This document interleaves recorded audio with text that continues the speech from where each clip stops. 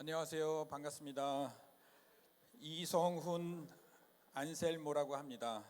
오늘 전체 세션 사회를 맡게 됐는데요. 인사드리겠습니다. 감사합니다.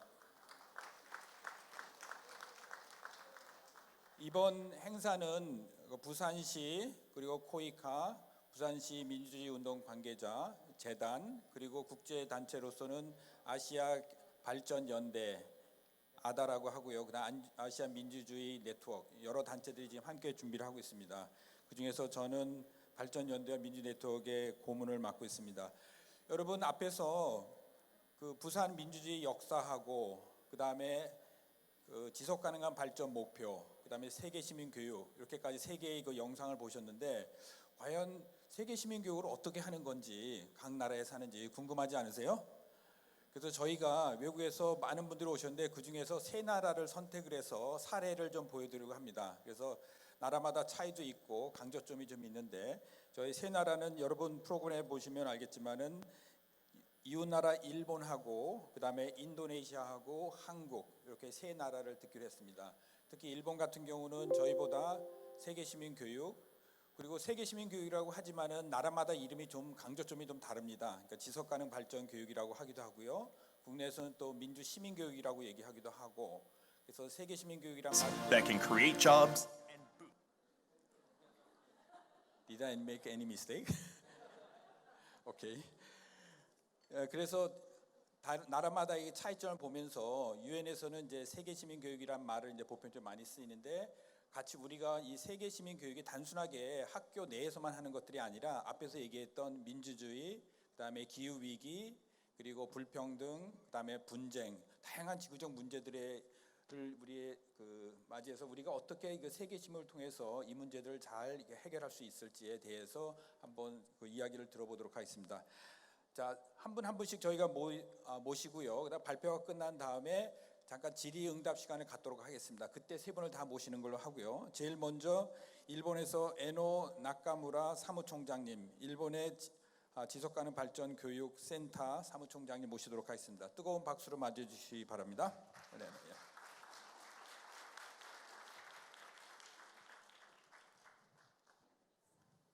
자, 세 분 다 우리 파워포인트를 활용할 거니까 여러분 리시버 꽂고 들어주시기 바랍니다. So, good afternoon, everybody. I'm Eno Nakamura. I'm from Development Education Association and Research Center. Could you put my PowerPoint? So before I start, because there are many participants from other world, other country, and also from Korea. So I want to ask you, who are they? So could you please raise your hand? So if you are students, nobody? Yes, some students, of course, yes.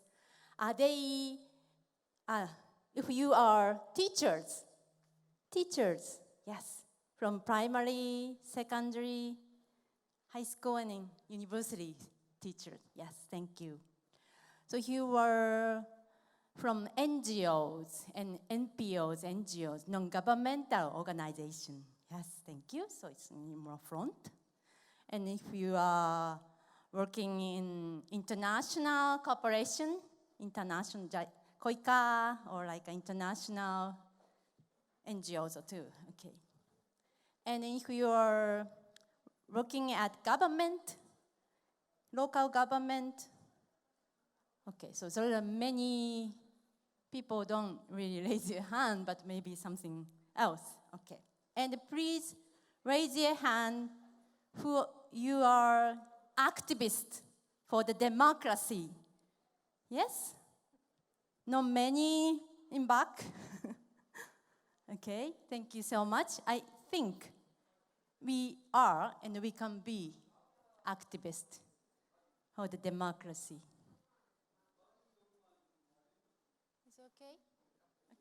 Okay. So first, I'm going to explain about challenges to SDG 4.7 in Japan. So my content is first, DEAR. It's my organization, Development Education Association and Resource Center, and Development Education. And second, I'm going to talk about our activities related to ESD and SDGs, Global Citizenship Education. And third, I'm going to talk about challenges to SDG 4.7. So we are a network organization working with 40-member organization in Japan and 650 individuals all over Japan. So there are teachers, like a student, NGOs, CSOs, school teachers, there are many teachers, local government, enterprises, also JICA, it's like a KOICA in Japan, and then academics and community organizations. There are many, many kinds of organizations working with us. And then I don't know how many people know about development education, but we call it development education and learning in schools and communities to raise awareness and understanding of developmental issues and to discuss the developments for a just and sustainable future. So it's very related to SDGs. And then I can tell that development education is not advertisement of ODA. This is education, and let the people think about how we can promote this sustainable development. What is development for everybody? So it's also not only knowing about getting new knowledge, but changes attitude and moral to participate in building a new world. I mean, development. Okay, so participate in building a society with more fairness and harmonious coexistence. So it's who making the community is us, the people, each people, citizens make the society much fair place. So there are the 4 aims. I don't want to read everything, but respect diversity, and we have to aware that what's the problem, unequal situation, especially the cause of development, and the interrelatedness between challenges and what are facing in the world, and also develop the capacity and skills that are necessary for participating in the process of solving problems. So as you know, this SDGs. So this is, we are all supposed to promote sustainable development. And then this is not the first goals they create. We had the MDGs, and then we have different types of goals to achieve the sustainable world. Even we have these goals, but our world is still unsustainable. Don't you think so? So there are climate change issues, war and conflict, many refugees, they have income inequality, rich becomes very rich, and many, many people don't have enough. And also there are mass production, mass consumption, there are lots of problems, garbage, pollution. So we are still unsustainable, even we have goals. Why? So it's like we live all together in one ship. And they are thinking. There are lots of issues, environmental issues, food, and energy, garbage, because the resources is so limited. This is lots of issues, but most of them are more political issues, because the leader didn't decide to stop all these issues. So, DEAR, my organization, think about all these cross-cutting issues, because that's happened locally and globally. So we have local issues like we have homeless people, we have depopulation, aged society, high suicide rate, air pollution, poverty. Also, there are the global issues, as you know, climate change, refugees. There are lots of issues. But how we look at these issues is important because of education. We look at these issues from influence of globalization, because that happens everywhere, not only my place, but other countries and other community. Also, we look at those from media, because media, who made that media? Which news is more important? Who decided? And political literacy. So, what's the politics related? How do you see these issues from political view? We also learn from history. We need more in Japan. Because history, who made that history? Which side? So if you see different side, those issues looks different. Also critical thinking. Don't take it for granted. Don't take it as it is the truth. So we need critical thinking. So we need those kind of perspective to look at all these development issues. So UNESCO Teaching and Learning for Sustainable Future also said there are 4 dimensions: social, economic, ecological, and political. That's important to look at development issues that are totally interdependent as represented in the diagram, and that all of these occur within cultural context. So those 4 perspectives is very important to look at global issues. So we use that 4 perspectives a bit different way from our, this is activity kit textbook. We look at development issues, 4 dimensions. We call it compass because it's like a north, natural, east, economic, south, it's social, and west is who decides. So if I put the issues like a smartphone, has everybody has a smartphone? Who has smartphone? Yes, I think most of you have smartphone. It's good. So it's easy to communicate. But for example, if you see the smartphone of natural point of view, what kind of resources are used in the smartphone? Just so many rare metals are used in the smartphone. And what does impact on that place, environmental impact? How about economic? Who gains most? Which industry? That's impact on this local community. The laborers gain, how much they gain. Social, so smartphone. Who made that smartphone? Who is working in a factory? What is the gender role making this smartphone?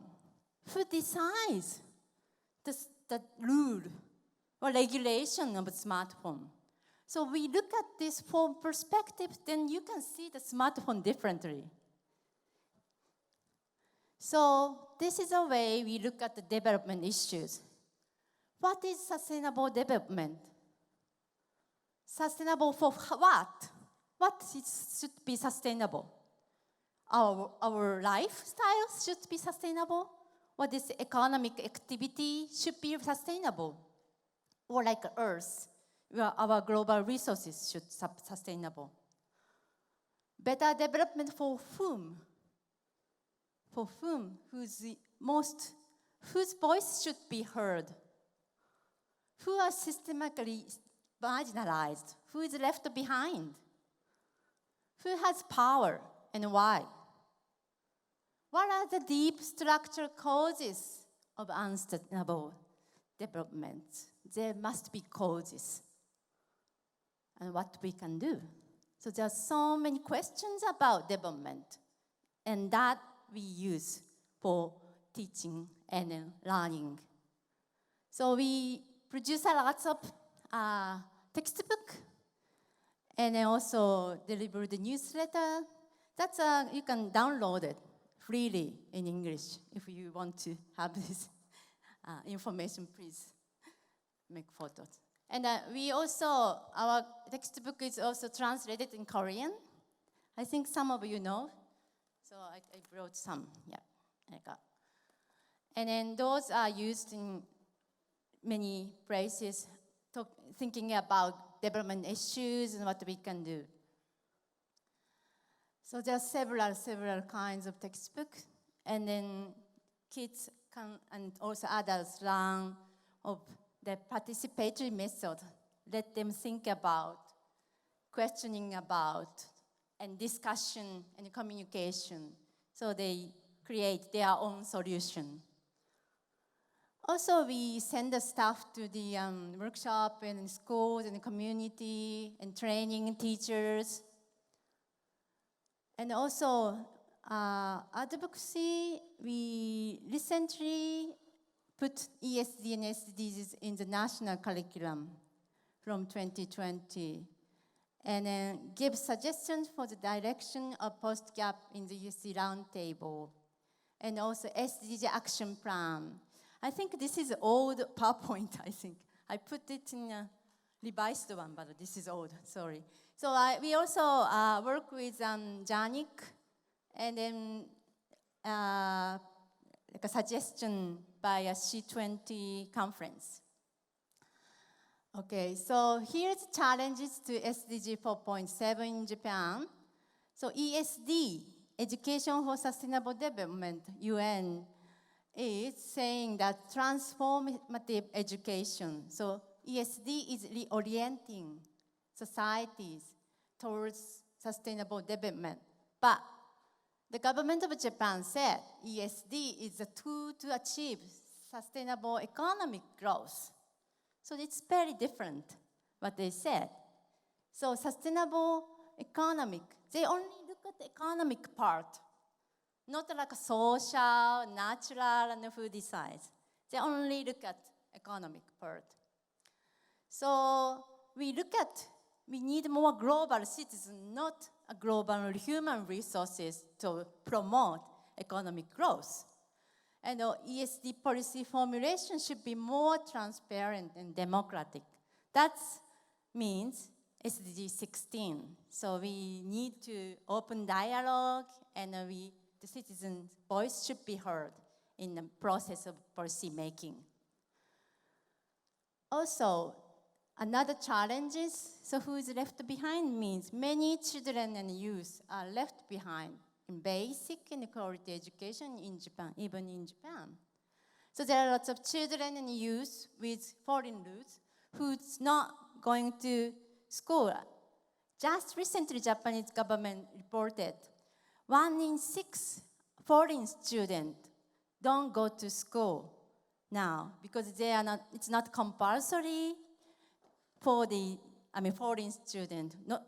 For Japanese students, it's compulsory, but for foreign students. So they even didn't take a data, but now they realize there are so many kids are left behind. And also we have issues of bullying and absentees in school. So they're not safe in school. So we need to change the system and curriculum schools more inclusive and flexible. And then human rights education is necessary in Japan. So diversity and inclusion, gender equality, and respecting human rights is the base of global citizen. This is related for. And the last, we have many, but I chose 3, and challenges to SDG 4.7 in Japan. So I think it's similar problem happening in Korea. So we need more sexual orientation, gender identity education needed. So Global Gender Gap Index, we have 114 out of 144, and I think Korea, it's 15. No, maybe I changed it. We are like 110, so Okay, but very low. And the hidden curriculum gender bias in schools, we still have a lot. And gender role is supported in common from their childhood. So education of sexual and reproductive health and rights, SRHR, is necessary in Japan, but this is very behind in Japan. So what I want to say is for sustainable society, because we are now in unsustainable world, and if we go just do what you do today, you just continue doing what you do, it's not happening, sustainable world. We have to look back, and we have to look at why it's still unsustainable. So there are many, many reasons. And we need dialogue with the people about what we can do, why still unsustainable. So we look at new way of making the society more sustainable. So there are many, many kinds of sustainable society, different way in locally and globally. And we also find the new challenges and a new dialogue. We continue. So our sustainable world is not online, not on the extension of our life. We have to change. So that's the transformation. Transform ourselves and society. Okay. So, how do you think? This is not colorful. I think right now we are still black because nothing is still achieved. You know? We are not colorful yet. Just so many people left behind. Yeah? So transform now or never. It's up to us. So thank you so much. And our session will be tomorrow 3A. Tomorrow, 1 o'clock. Thank you so much. Wow, very good. This is a really good introduction from the basic to the what we need to do together, especially from this darkness to colorful. How can we make our future colorful for our new generation to come? Thank you very much for introduction. Okay, let's move to another country, Indonesia. We have Ruby Khalifa. She's a Secretary General of Asia Muslim Action Network. Let's welcome her with a big hands. Okay.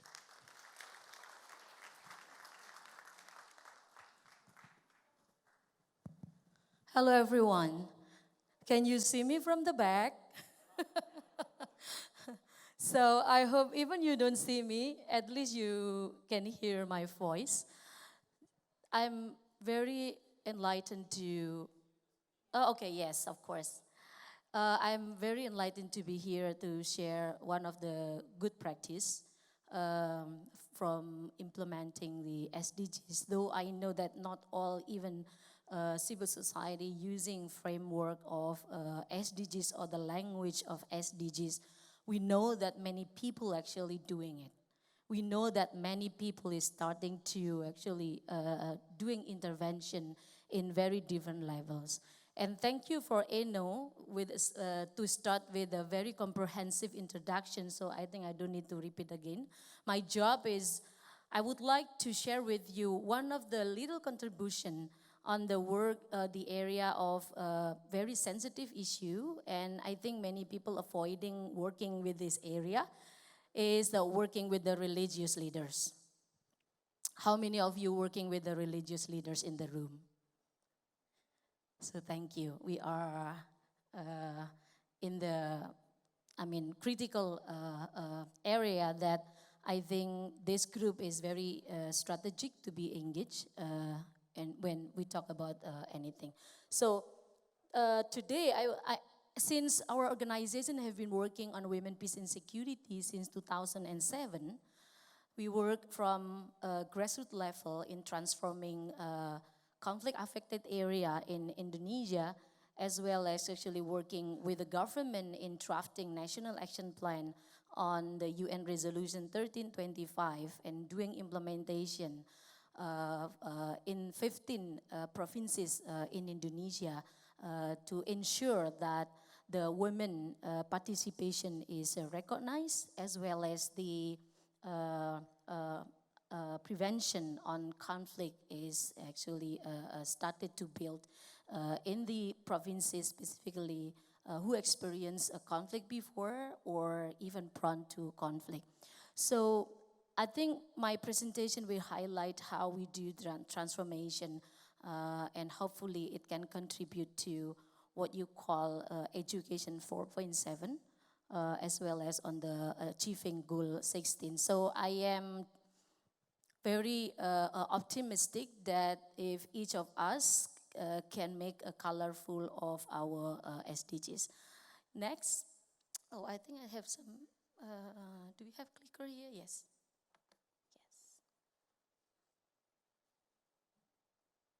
Okay, this is me. Aside with, I'm also engaged with some organization at the global as well as regional level, specifically on women, peace and security. And we are very welcome to collaborate with any organization or the network that working on surrounding issue of peace building, working with the religious leaders, as well as working on the specific on issue of women, peace and security.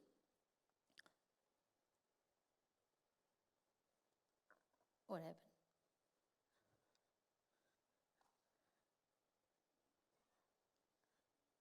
Okay, my simple understanding on this concept is the education, the conventional education is not enough without knowing other important issue.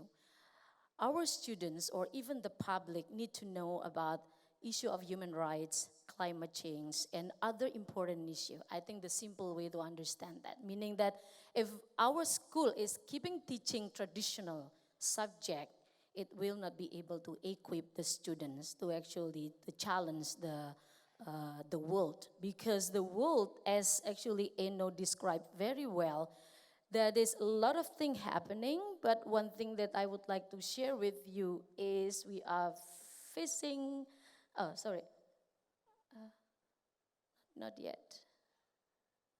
Okay, we are facing the post-truth, where actually you see that when we used to receive a news every month or a week, currently we are in the era where every second we actually receive news. I believe that because if you don't check your mobile phone in 5 minutes, you feel like you actually already left behind, and then something happened in the world, in the different part of the world. And because of that, we are very often to actually checking our mobile phone. What is the critical things about it? I think we've been challenged about truth.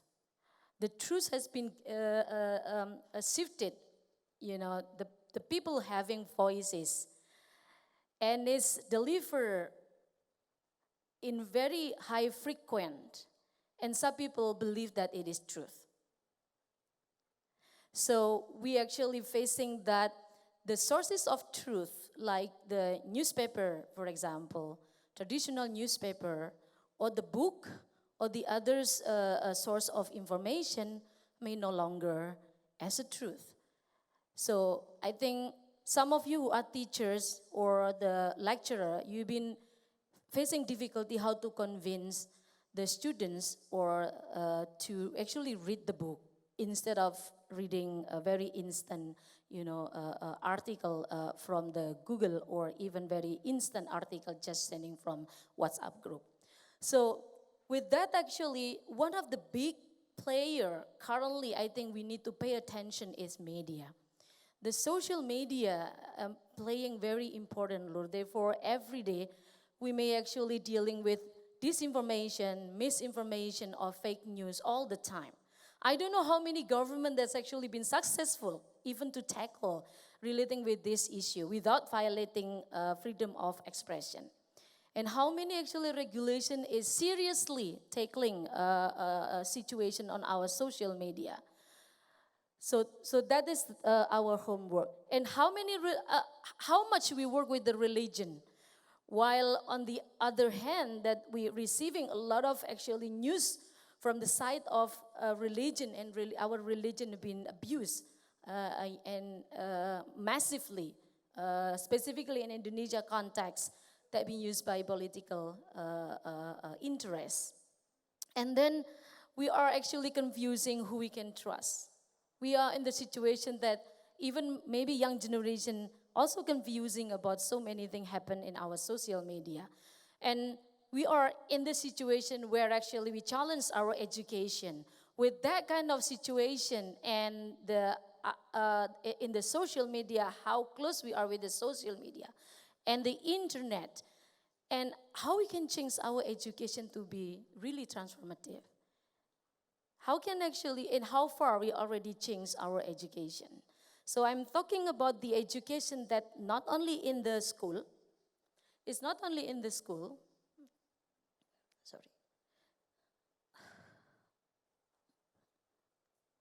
Okay, so the education, this is just a framework.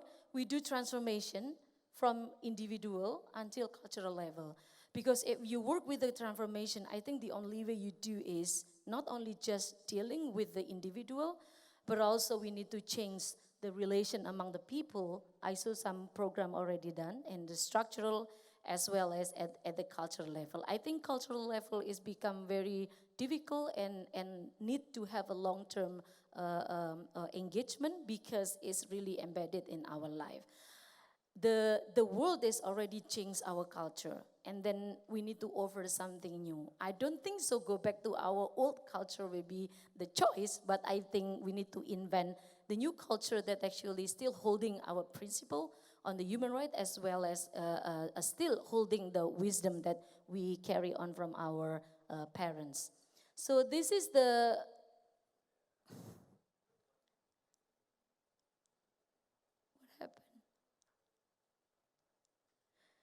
So I'm going to talk about three things. How actually we doing it. We are not in the school. We know that school is actually should be part of the big environment.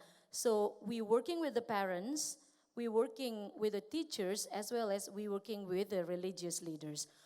In Indonesia context, the government implementing inclusive school. There are so many schools, 100 schools already built up, and they already certified as the inclusive school, as well as the children-friendly school. There are 100, and the government also built up the city of human rights and those things. Of course, the standard is various, because some of them are started, some of them is already advanced, and all of this. So our initiative is we work with the parents.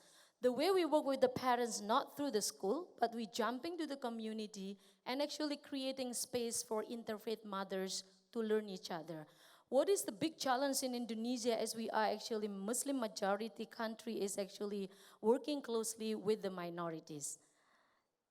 We are very comfortable living with people a similar religion, but actually we need to have more and more time to really engage and trust our neighbors who are actually different religion or even don't have religion. So this is our challenge. Though the small initiative called Women's School for Peace is currently running in 38 communities, and that's actually space where actually the interfaith mother learning about so many issues, including human rights, the women's rights, peace building, and the skill of a conflict resolution, because we wanted the community, through the women, will be able to actually resolve the conflict or tension if there are unable a dispute or even tension unable to resolve, and then escalate to the conflict. Then they actually already have to have a tool how actually to tackle it. So this is how many more? Can I have 3 minutes, Anselmo? So this is just the example. We are using organic farming to actually rebuild relationship among Muslim and Christian in Central Sulawesi after a conflict affected in 1999. And we started with the land, the abandoned land, and then they started to actually restore the relationship. So they can gain the money, but at the same time, they have a media how actually Muslim and Christianity to work together. The other that I would like to share with you, relating with what happened. This is the way we intervene the campus, introducing idea of peace building, both in curriculum as well as in extra as the extra campus, including introducing what is actually the NGO work and how actually we can build a collaboration.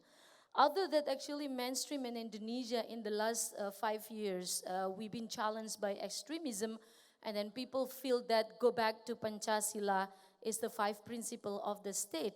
It is very urgent. Therefore, the education on Pancasila with the values on 5 principle, talking about believe in God, humanity, unity, democracy, and social justice is important to be planted in our young generation. So, the last slide will be. This is our initiative on how actually intervene into campus who belong associated with the Salafi group. It's very conservative group, to actually talking and challenge about how Islam perceive about women leadership. I think our recent dialogue with the Fatoni University in Thailand, linking with what actually Indonesia have been done, as well as Malaysia, been able to create space for dialogue with the conservative group. This is what I mentioned, that we should move beyond comfortable zone, where actually we are lovely to talk one another with the people actually having already similar perspective. But we need to expand our knowledge, as well as we need to really engage the other group who may have similarity in perception, and then we can work together. I think we trying with the Thailand and Malaysia and Indonesia to share what they've been possible for Fatoni University as the Salafi associated group to actually provide space for the women to in charge in the public leadership. And the dialogue was very tension, because it's not usual they're talking about it, but I think there was a space to actually more exchange, because we shifted our narrative much more on using partnership that to similar with gender equality. Because at the beginning, when we use gender equality, they will reject our present. Therefore, we trying to create possible narrative that actually we can engage together and sit in the one level. Yes, this is this. So I would like to share one of the mechanism we've been talking about working together in the region. I think we found a formula where the program should have a longer term. The program should have an element of mentorship. So then you can actually have more space to really engage and exchange more, instead of having one program and you just finish. I think like 1 year program with the capacity building, mentorship, and having intensive engagement and reaching out more people, including what you consider as dividers, that also important. So I will share more with that. So hopefully they can give a little bit color to our SDGs. Thank you very much. I think I have a problem with this. 자, 방금 저희 인도네시아 사례를 들었습니다. 우리 알다시피 인도네시아는 이슬람이 대다수고, 동남아시아 같은 경우는 태국처럼 또 불교가 많고, 또 필리핀처럼 크리스찬이 많고, 이런 다종교 상황에서 세계 시민교육을 어떻게 할 수 있는지 아주 구체적인 사례를 저희가 들어봤습니다. 자, 그럼 과연 한국에서는 어떻게 하는지 굉장히 궁금하실 텐데, 한국 사례를 붙도록 하겠습니다. 월드비전 코리아의 남상은 팀장님 나와주세요. 한국에서는 알다시피 월드비전에서 세계 시민 교육을 오래전부터 앞장서서 이끌어 오셨는데, 과연 한국은 어떻게 진행되고 있는지 들어보도록 하겠습니다. 박수로 맞이해 주시기 바랍니다.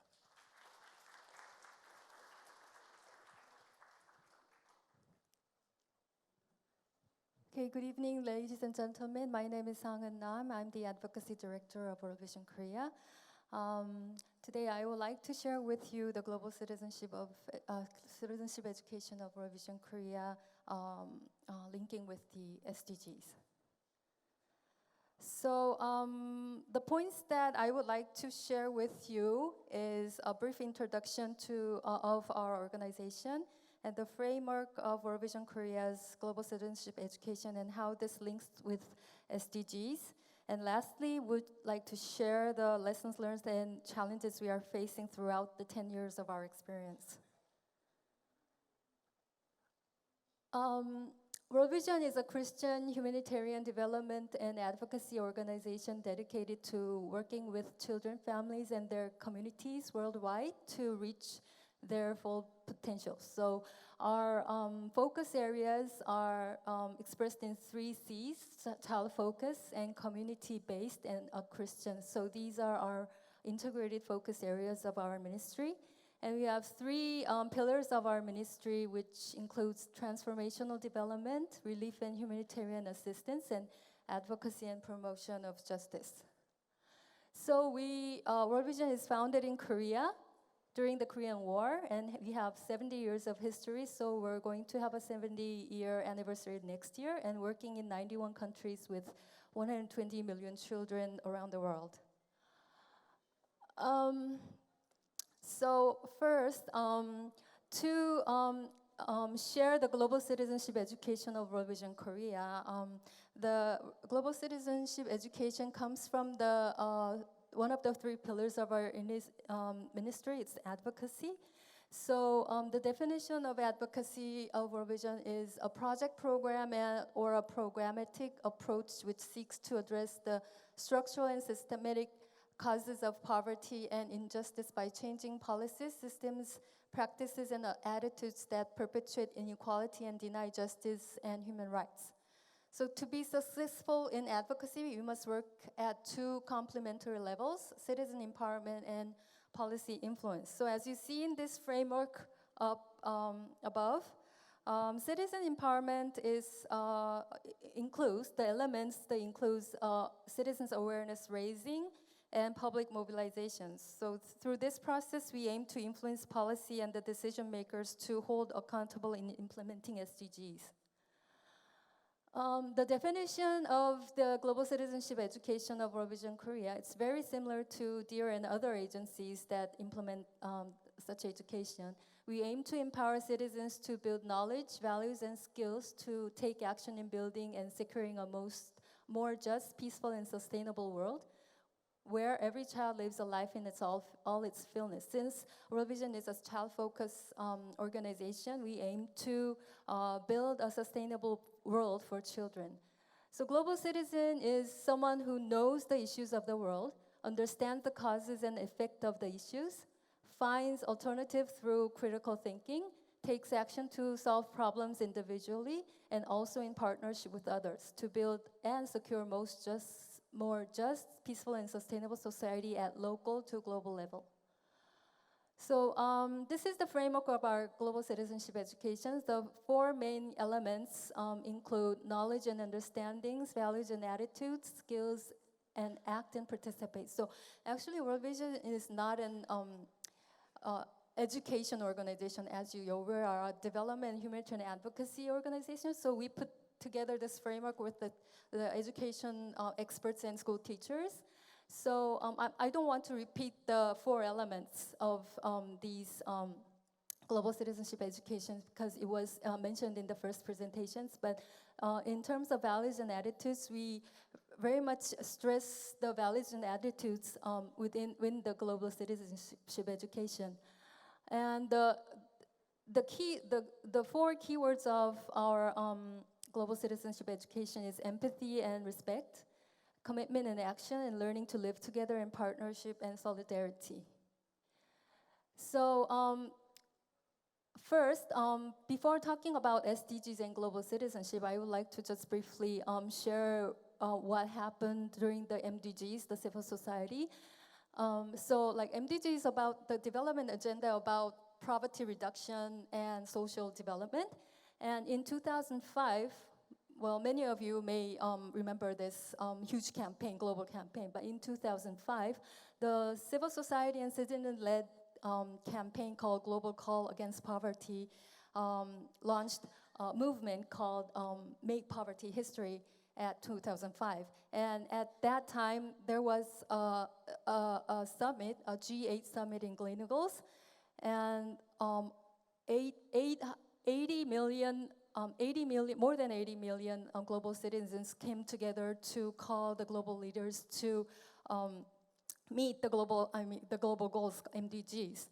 And the calling of their message was trade justice and drop the debt and more and better aid.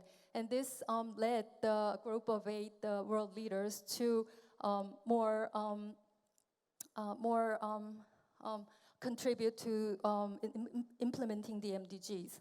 So other than MDGs, the SDGs era, the development scope has been widened. Other than just social development, but economic and environment has been included in the SDGs to aim the justice and sustainable world. So the scope and the level of development has been very much been complicated. So of course, the global citizenship education is included in the target SDG target 4.7. But personally, I think I think that the parallel 52 of the Sustainable Development Agenda expresses the spirit and the values of global citizenship education. It says, of the people, by the people, for the people. So let me just read it for you. It is we the peoples who are embarking today on the road to 2030. Our journey will involve not just governments or parliaments, but our journey will involve all people. Millions have already engaged with and will own this agenda. It is an agenda of the people, by the people, and for the people, and this, we believe, will ensure its success. So I think this is the main spirit and value of the global citizenship education. So for World Vision Korea, at the NDGs, we didn't put together, well, our main curriculum was about poverty reduction and child rights, but we tried to put together our curriculum with the SDG frames, including people, planet, partnership, and peace and prosperity. But to aim and to secure that no one is left behind in the sustainable development to ensure that children's rights and well-being. So main activities that we are implementing in the Korea community, we are mostly partnering with the local schools in Korea.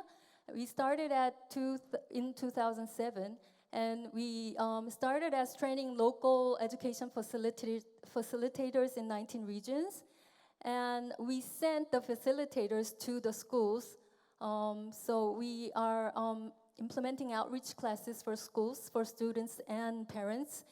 And of course, we thought and we learned that it's very important to work with teachers on the global citizenship education. So we started training programs for teachers in partnership with the government and developing teaching materials for schools as well. And I would like to just conclude my presentation with one case that we had done. During the shaping of the SDGs agenda late in the 2014-2015, we ran a campaign with our students, children's and youth campaigners, asking the world leaders to leave no child behind in the SDGs. So the campaigners put a policy brief and wrote letters to the UN representative of the Korean government, and more than 15,000 people, citizens, participated in this campaign to call action to do not leave behind the most vulnerable children in the world, especially in the fragile context. And this is another reflection from the school teachers that we are working with. So one teacher who first attended our global citizenship education said, while sharing the global issues with students in class, it was quite challenging for me to teach the inconvenient truths of the world. And I was not sure whether the students would respond to it. But soon I realized that my values were changing. It was a meaningful opportunity for me and the class to understand the wider world and think what we could do as a global citizen. So for the last 10 years, as we mainly focusing on working with the local schools and teachers, our few lesson learned and for the challenge we're facing could be like 6 different things. First, we think that we need to strengthen partnership with multi-stakeholders, because of course World Vision is a child-focused organization, and most of our thematic area is about child rights and child well-being. But the SDGs, it includes so many wide ranges of thematic areas. So we think that we need to build partnership with not only civil society, but government, academia, and also the schools. And we feel that we experience the opportunity gaps between city areas and rural areas in Korea. So many NGOs and civil society, they have their own programs on global citizenship education, but it's mainly focused on the major cities rather than the rural areas. And also, for World Vision, we are focusing mainly on the schools. So the children from the primary and high schools, but the program, we think it should be a lifelong learning process. And also, tackling the issues within the schools and communities is quite important. So, of course, it's very important to fight against like violence and promote peace in the global level. But the violence and the violence and the discrimination of human rights happens within the community or within the schools as well. So we think it's very important to integrate the issues and the themes in the personal to local level to the global level. Okay, so I think I have to finish my presentation due to the timeline. So thank you for listening. 자, 감사합니다. 저희 한국사를 들었습니다. 발표하신 3분은 저 단상으로 좀 올라주시기 바랍니다. 에노, 루비, 남상은 please come to the podium. It's a little bit too high, but it's okay, you know. I hope you don't feel frightened, you know. 저희가 저녁 식사를 이 자리에서 바로 이어서 해야 되거든요. 그래서 시간이 많지 않기 때문에 한두 분 질문만 받고 저희 6시에 이 자리를 좀 피해야 될 것 같습니다. 그래서 양해를 부탁드립니다. Okay. Question and comment, but not more than 1 minute. Let me see how many hands. Please raise up your hand. 1, 2. Okay, 2, please. 마이크 전달 부탁드립니다. 자기 소개 좀 간단히 해주시고요. Only 2, please. 예, 감사합니다. 저는 지금 고신대학교에서 일을 하는 이병수라고 합니다. 저는 일본 선생님께 질문. I have one question about the Japan's education problem. So I have one question about how many students of your country left behind in education? 얼마나 많은 학생들이 지금 일본 동시 통역 교육에 있습니까? 그냥 해주세요. 동시 통역 있습니다. 네, 감사합니다. 그다음, okay, next please.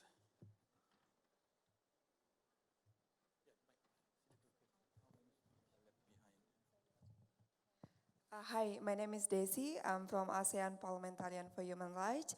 My questions go to Mbak Ruby.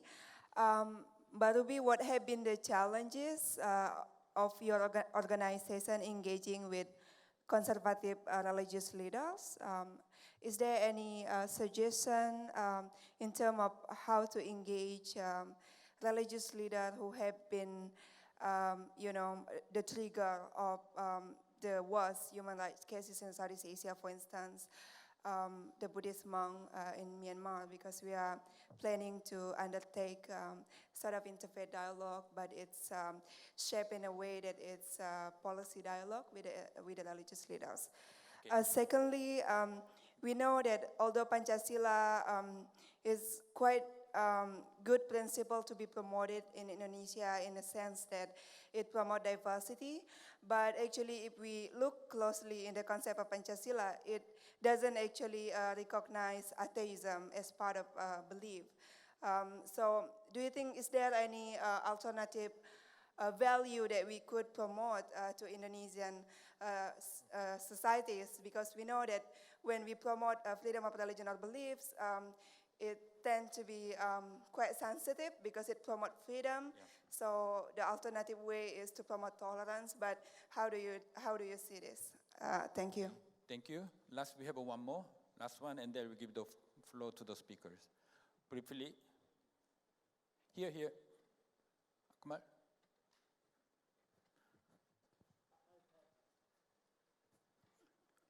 Okay, so just quickly, I think one of the things that Ruby, that you had highlighted was, in order for us to be able to do this, and I agree with you, we need to get out of our comfort zones.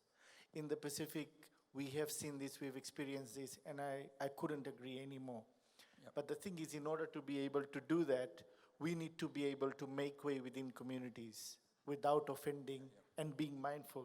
My second thing is, the issue that you raised about Salafist and how they have come in.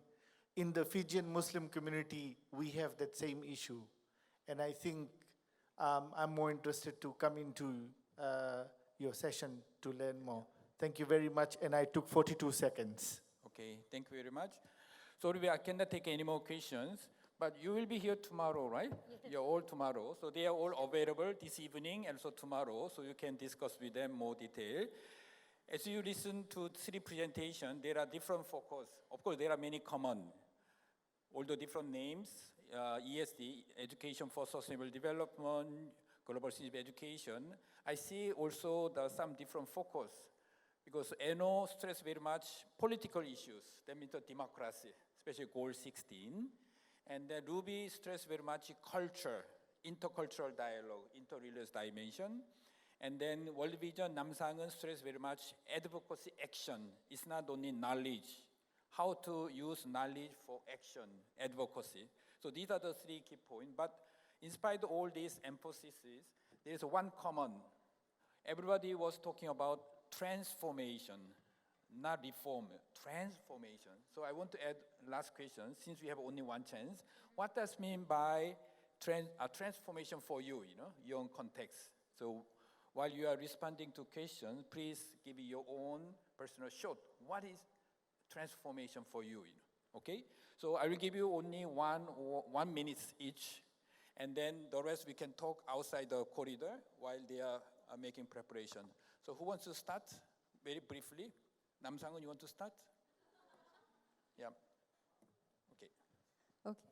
I'm the only one who didn't have a question, so I'm going to briefly share what I think of transformation is. So actually, for World Vision, we have our development program called Transformational Development. So that means for World Vision is relationship. It's restoring broken relationship with oneself and one another, people to people, and restoring relationship with people, person, and nature. And last of all, restoring relationship with people and human and God, because we are a Christian organization. Yes, thank you. Okay, so relation, transform means relation, okay, including the spiritual dimension. Thank you. Eno, please. Yeah, answer and then 1 minute, please. Thank you so much, and thank you for the question. What's the number of the people left behind? And it's so hard to answer because I don't know how much. I mean, there are many ways to see who is left behind, but especially for the kids, as I said, there the report, they said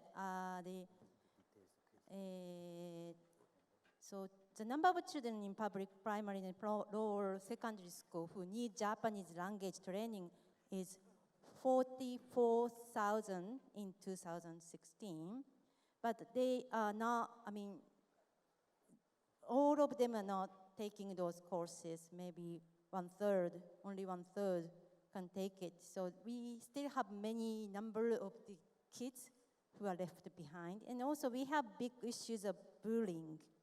So there are the report, they said 414,000 cases of bullying in public and private primary and lower secondary school. And also there are lots of kids who are absent from the school for more than 6 months. And then so many kids are not really feeling safe in school. And even in community, we don't have many alternative way of getting education. So that's one of the points maybe we can discuss. And then also the question about transformation. I think it depends on the people, but for the education, the point of view, I think ask question. Ask question, why still unsustainable? Think about who is left behind, as you asked me. Asking questions, why it is still this problem, and keep thinking. That makes us think about, okay, the way we did is not the way we can solve. So we have to change our style, change our way of thinking the social issues, way of looking at the social issues, way of communication, all your life, everything. So that's the way. Total transformation, everything, way of thinking, way of living, way of eating, thinking. Okay, thank you. Ruby, you have Okay. I think one of big challenge working with the religious issue is an authority. The question of authority is always be there. So therefore, I think engaging with the religious leader who already open-minded, and that is very important. But the other that actually we are finding important is mentorship program is really giving confidence for the newcomer who want to speak on behalf of religion, though they are actually having good background on the Islamic studies or religious studies, but because of the environment is not creating uncomfortable or even fear, so people may not able to speak or even avoiding in discussion about religion. So the process that we are pushing in Southern Thailand is mentoring. The group of women ulama or the women cleric in Indonesia, we brought that in Southern Thailand, and then having meeting and training, and then again checking up whether the interpretation is correct or not, and giving a lot of reference on that. Others dealing with the Salafi is our focus in creating common understanding. We are not interested converting them to be progressive, but one thing that we want them is that gender-based violence is not tolerated, and even any kind of violence. So therefore, the space is actually open. When we talk about transformation, for me, there's three things. Number one is resilience. Not only individual, but also the community. The family is playing important role. Resilience means that somebody aware that they are living, sharing with the people with the different backgrounds. Therefore, acceptance, diversity is important. Other is, how can we make other people believe that the world is only one, and then we share each other. Otherwise, is getting worse, and the conflict will be there. So I'm interested to explore more how we do dialogue on our session tomorrow. So please join with us. So tomorrow there will be a session on interreligious dialogue, global education, or ESD. So feel free to come to join and learn more.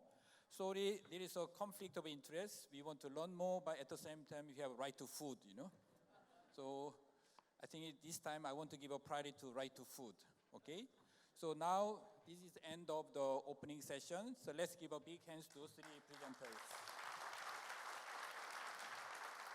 So we need to rearrange this table. Please take away your belongings, go outside, and we'll come back at 6:30 for dinner, okay? So see you later soon. Thank you. Yep. 네,